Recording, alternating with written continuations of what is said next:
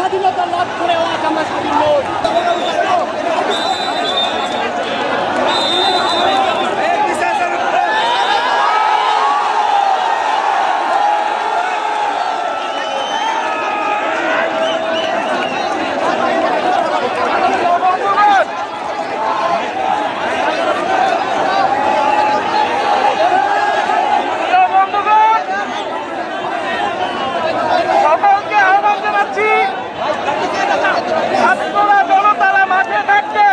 আমাদের কোনো ভয় নাই বন্ধুগণ।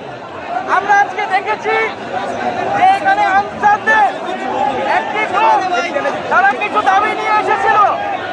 আমরা তাদের সাথে কয়েক দফা কথা বলেছি এবং তাদের যে মূল দাবি সেই দাবিগুলো কিন্তু মেনে নেওয়া হয়েছিল বেশিরভাগই। তাদের দাবি ছিল যে তাদের যে 6 মাসের ব্যস্ততা আছে, বিক্ষোভতা আছে, যারা এই ধরনের ষড়যন্ত্র করছে, এই ষড়যন্ত্রের পিছিয়ে যারা রয়েছে তাদের খুব কঠোর বিচারের আওতায় আনা হবে।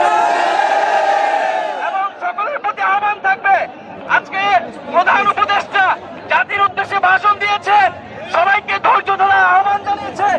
আমরা বৈষম্য বিরোধী ছাত্র আন্দোলন রাষ্ট্রের সব বৈষম্য দূর করার জন্য এসেছি, কিন্তু সবাইকে ধৈর্য ধরতে হবে। কোনো পরিবেশ তৈরি করতে চাইলে সচিবালয় ঘেরাও করে চিহ্নি করে কোনো দাবি আদায় করা যাবে না। আমাদের গণঅভ্যুত্থানে একদিনও সচিবালয় নজর দেয়নি, তাহলে যেখান থেকে রাষ্ট্র চলে তারা কেন সেখানে নজর দেয়? এদের বিশ্বাস আমরা উপড়ে ফেলবো।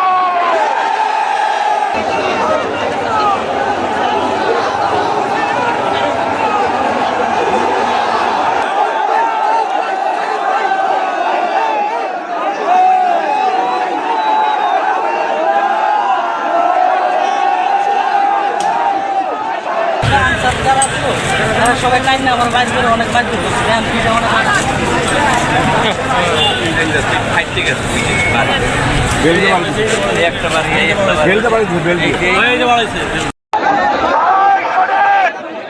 আপনাদেরকে একটু শান্ত হইতে হবে, কারণ এই রাজপথ আমরা এখানে আসি নাই।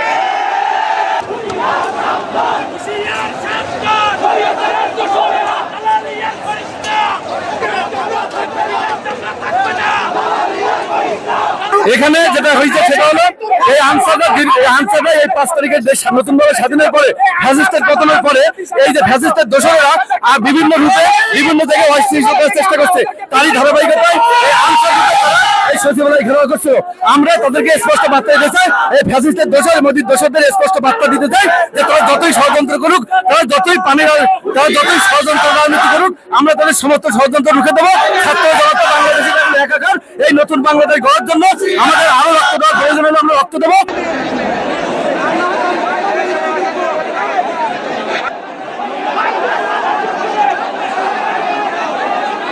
এই ক্লান্তির সময়, এই দুর্যোগের সময় আনসারের পাশে থেকে সহযোগিতা করবে, তা না করে ওরা আপনাদের ডিজিটি পদত্যাগ চাই এই মুহূর্তে আমরা।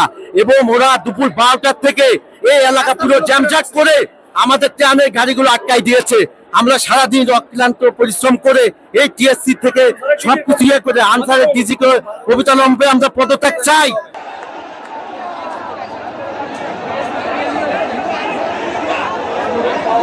Oh,